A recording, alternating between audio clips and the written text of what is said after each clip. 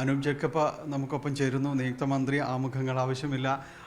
നിയമസഭയിലേക്ക് ഇപ്പോൾ മന്ത്രിസ്ഥാനത്തേക്ക് രണ്ടാം വട്ടം എത്തുകയാണ്. എന്താണ് പറയാനുള്ളത്?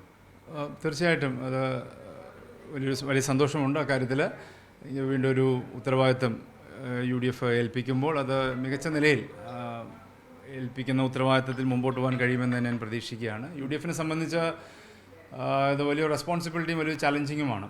ഒരുപാട് കാര്യങ്ങൾ ചെയ്തെടുക്കാനായിട്ടുണ്ട്. ജനങ്ങൾ വലിയ പ്രതീക്ഷയിലാണ്. തീർച്ചയായിട്ടും അതനുസരിച്ച് ഞങ്ങൾക്ക് മുമ്പോട്ട് വരാം.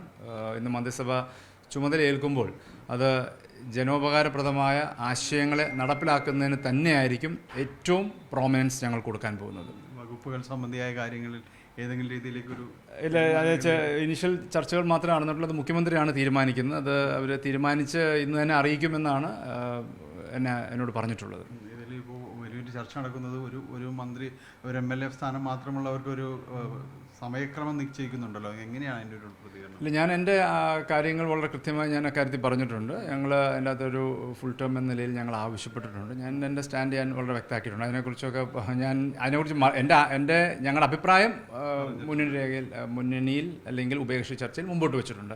അതിൻ്റെ മറുപടി അവർ തീരുമാനിച്ചെടുക്കേണ്ട കാര്യമാണ്. മഹാഭൂരിപക്ഷത്തിനാണ് പ്രവർത്തനം ജയിച്ച് വരുന്നത്. അത് അനുസരിച്ച് ഒരു വലിയ വകുപ്പുകളും കാര്യങ്ങളും വലിയൊരു പ്രതീക്ഷ മണ്ഡലത്തിലുള്ളവർക്കും കാണും അല്ലേ?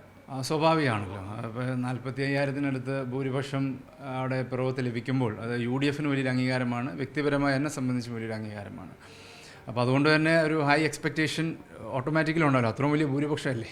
നമ്മൾ പിറവത്തുനിന്ന് അത്രയും ലീഡ് വരുന്ന നിയോജകമണ്ഡലമല്ല, വലിയ ഭൂരിപക്ഷമാണ്. നമ്മൾ പുറത്തേക്ക് എത്തുമ്പോഴേക്ക് വലിയ ആവേശത്തോടെ ആർപ്പുടികളോടുകൂടിയൊക്കെയാണ് എല്ലാവരും സത്യപ്രതിജ്ഞ നടക്കുന്നിടത്തേക്കെല്ലാം പോകുന്നത്. വലിയ പ്രതീക്ഷയിലും ആകാംക്ഷയിലൊക്കെയാണ്.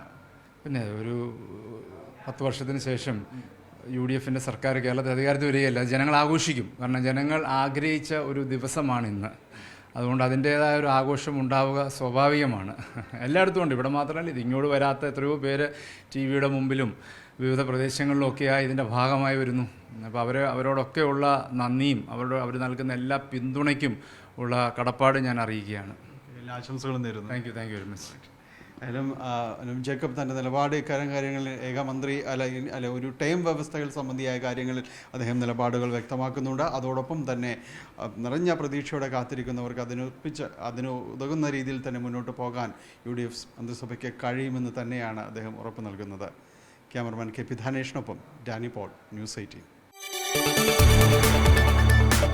കൂടുതൽ വാർത്തകൾക്ക് News 18 Keralam YouTube channel subscribe ചെയ്യുക.